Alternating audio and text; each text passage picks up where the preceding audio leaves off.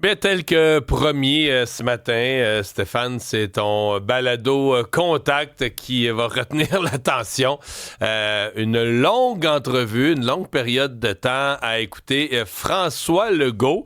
Ce qu'on a rarement, ça me frappait ce matin, tu sais, on disait qu'on entend nos élus à coups de petits points de presse, des réponses de 20 secondes, une minute sur toutes sortes de sujets. À un moment donné, on a comme plus une vision globale de leurs pensées, là. Vrai. Et il est rare, il est très peu fréquent que François Legault, le premier ministre, décide de s'asseoir longuement avec un journaliste pour aller au fond des choses.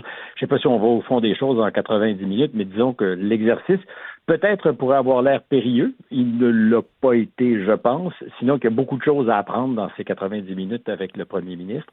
Première affaire, parce que cette semaine, ça a un peu défrayé la manchette. Est-ce que François Legault lorgne un troisième mandat? Est-ce que François Legault a encore faim, de l'appétit, envie, de l'ambition pour lui et visiblement aussi pour son parti? La réponse, en tout cas, en l'état des lieux, je dirais oui. Il serait évidemment politiquement impossible pour un premier ministre avec un mandat à compléter de dire plusieurs mois avant d'arriver au terme du mandat, ça ne m'intéresse pas. On perd immédiatement son pouvoir, on devient ce qu'on appelle aux États-Unis un lame duck.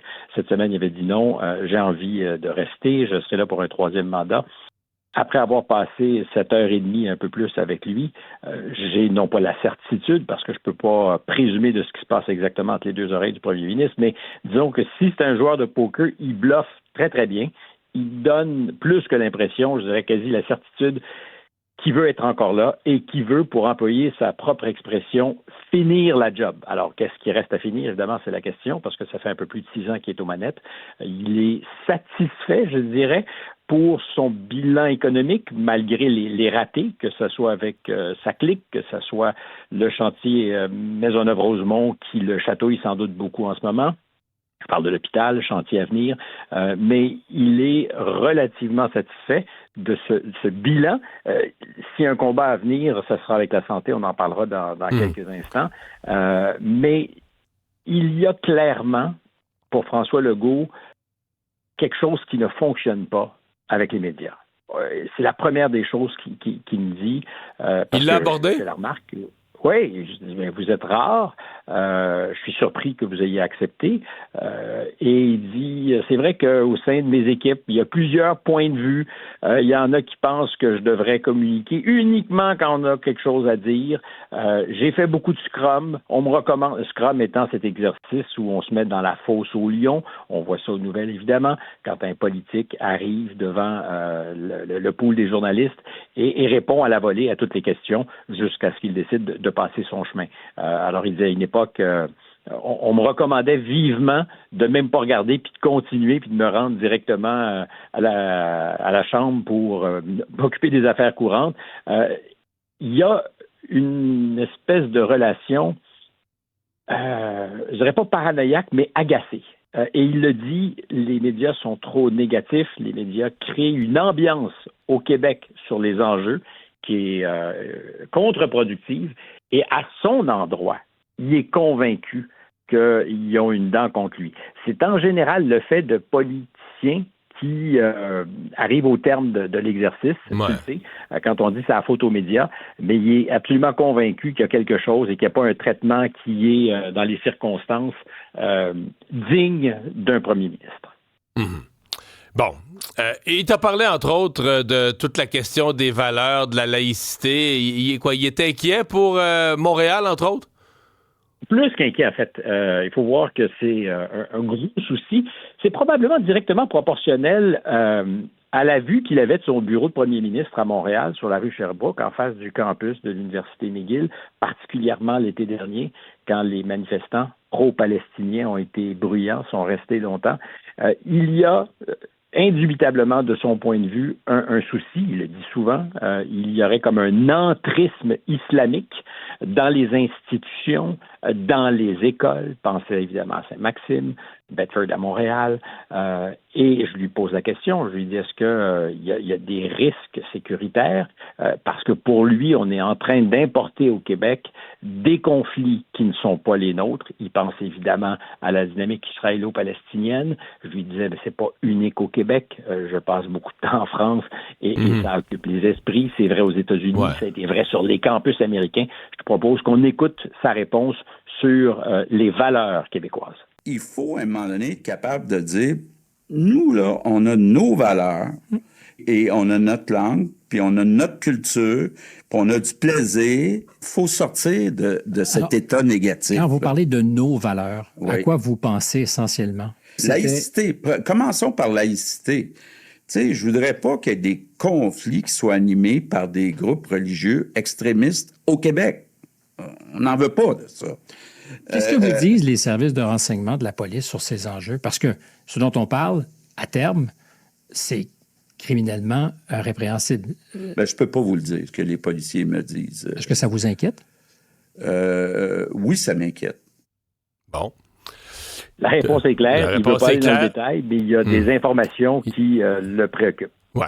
Il t'a aussi parlé, là, tu l'as mentionné, de ces négociations en cours avec les médecins, parce que son premier réflexe la semaine passée, les journalistes lui en ont parlé pour la première fois, là, du nouveau projet de loi et de tout ce qui s'en vient, il a dit ça va brasser.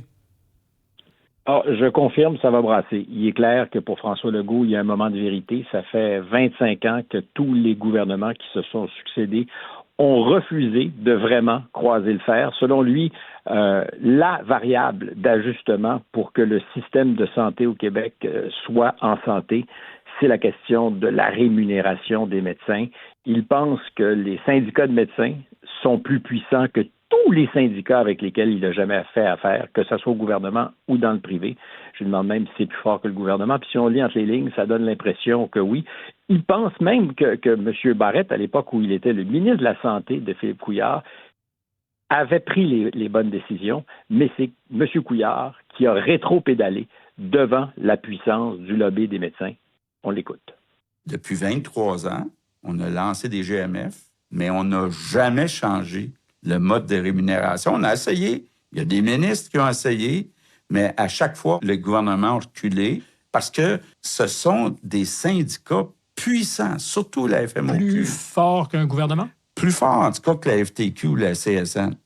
Moi, j'ai eu à négocier autant dans le privé que dans le public avec la FTQ et la CSN. D'abord, ils ont des fonds. Ils ont juste à collecter un certain pourcentage à leurs médecins. Donc, ils ont des fonds pour faire de la publicité, pour organiser des moyens de pression. La publicité, est-ce que c'est de la propagande dans de pareils cas? Ben, écoutez, je veux pas sortir des gros mots, là, mais ils sont équipés pour passer leur message et essayer de mettre la population sur leur bord. Bon. J'ajoute, Mario, oui. parce que je lui pose la question, est-ce qu'il serait prêt, s'il fallait imposer un règlement aux médecins, à invoquer la clause dérogatoire, parce que ça risque de se poser comme problème si surtout les médecins contestent devant les tribunaux une entente qui serait forcée. Il refuse de le dire, mais il dit, moi, je veux surtout pas d'arbitre qui va trouver une solution à notre place. Je demeure optimiste, mais dans les faits, tu n'as pas besoin de vraiment lire entre les lignes, il sait qu'il y aura un rapport de force. Ça fait 6 ans et demi que je suis premier ministre. Et là-dessus, je veux livrer. Bon. Il a aussi parlé de pipeline, là, qui est un sujet qui va revenir à l'ordre du jour forcément, parce que maintenant, M. Carney, qui gouverne avec un programme beaucoup plus proche des conservateurs, veut calmer l'Ouest canadien, veut ramener l'harmonie dans le Canada. Et donc, puis quand on dit passer des pipelines, c'est pas compliqué. Là. Dire passer un pipeline vers l'Est, la province où ça accroche, là, potentiellement, c'est le Québec. Alors, la question de l'acceptabilité sociale, c'est un enjeu, évidemment, pour n'importe quel premier ministre au Québec. Il est convaincu que les choses ont changé, que les lignes politiques se sont déplacées, que la sensibilité des Québécois n'est plus exactement là où elle était. Il est même d'avis que sur la transition énergétique, la transition verte, il faut non pas ralentir le pas, mais mesurer les enjeux, parce que ça ne se fait pas du jour au lendemain en claquant des doigts, et qu'on aura besoin de gaz, on aura besoin de pétrole, et surtout, il pourrait être utile de concevoir exporter les ressources de l'Alberta vers l'Europe, mais ça, évidemment, il faut que cette énergie se rende à destination dans l'Est. Alors, le pipeline, là où on ne l'attend peut-être pas, Côte-Nord, on écoute le clip du premier ministre. L'acceptabilité sociale, ben là, on va en parler beaucoup parce qu'on va parler aussi d'oléoducs de gaz, de pétrole. Est-ce que c'est pensable d'avoir un oléoduc qui passe au nord du Québec, qui pourrait déboucher, par exemple, dans le port de Sept-Îles?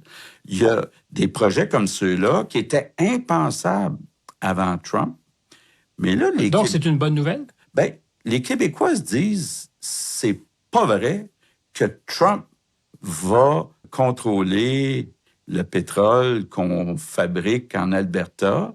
Donc, est-ce qu'on peut l'exporter en Europe en passant par le Québec plutôt que d'être mal pris avec Trump?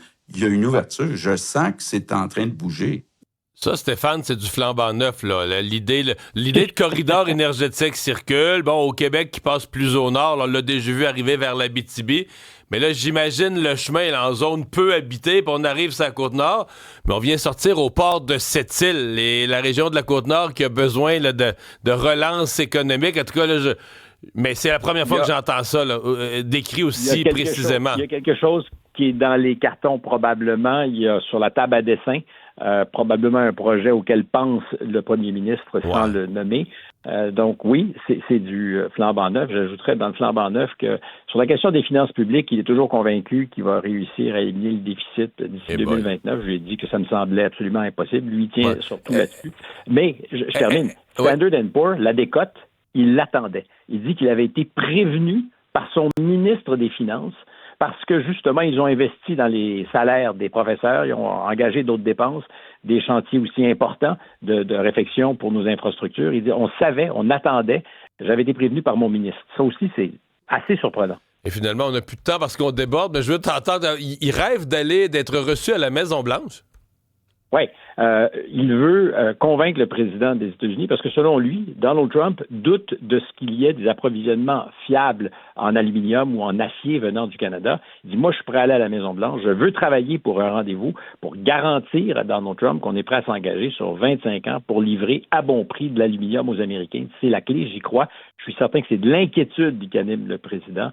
Alors là-dessus, évidemment, je doute que M. Carney laisse François Legault négocier tout seul, mais c'est son souhait. Et il dit travailler et que la diplomatie québécoise travaille à organiser un pareil sommet entre les deux hommes. Wow! Ça, c'est... Wow!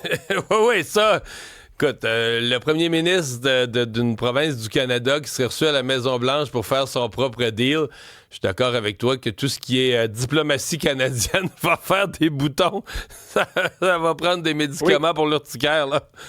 Si jamais ça se produit. Ils n'ont pas fini. Mais M. Carney, qui est pas tellement impressionnable, je pense, devrait pas être trop soucieux. Je sais que la mécanique diplomatique canadienne est capable d'être efficace pour contrer les provinces. Mais Trump est un électron libre. Il a serré la main à François Legault à Paris. C'est Emmanuel Macron qui avait organisé la rencontre. Ils sont parlé pendant 10 minutes. Et d'ailleurs, on revient là-dessus sur ce qu'ils se sont dit à Paris. Hey! On écoute ça. Contact, donc c'est disponible depuis un peu plus d'une demi-heure. Merci Stéphane. Salut Mario.